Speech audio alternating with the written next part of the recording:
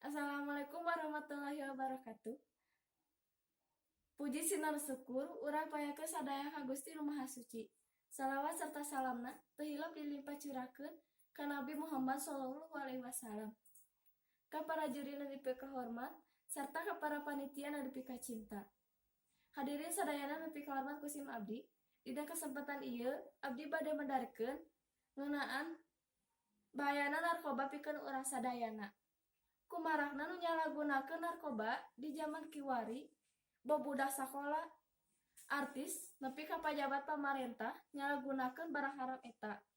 Narkoba sarangan oge boga singkatanna nyaeta narkotika, psikotropika, jeung zat adiktif anu bakal nimbulkeun kacanduan keur pamakena sarta bakal ngarusak otak jeung jaringan-jaringan lain nu aya dina awak.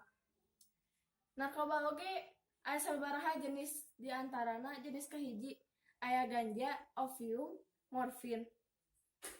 Eta tingkat kacanduna kuat pisan. Biasana aya di laboratorium keur panalungtikan. Jenis nu kadua aya betametadol. Jenis nu kadua oge sarua ciga jenis nu kahiji. Tingkat nyanduna kuat pisan atau zat adiktifna kuat pisan. Biasana ieu keur pangobatan. Tingkat jenis nu katilu aya tetadin. Biasana ieu aya di kedokteran pikeun pangobatan. Tingkat kacanduna bisa dibilang rendah atau sedang lah.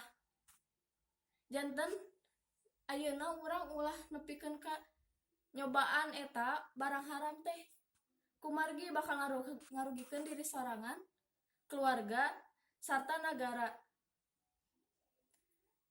Hatur nuhun anu kasuhun. Hampunten bilih aya kalepatan. Assalamualaikum warahmatullahi wabarakatuh.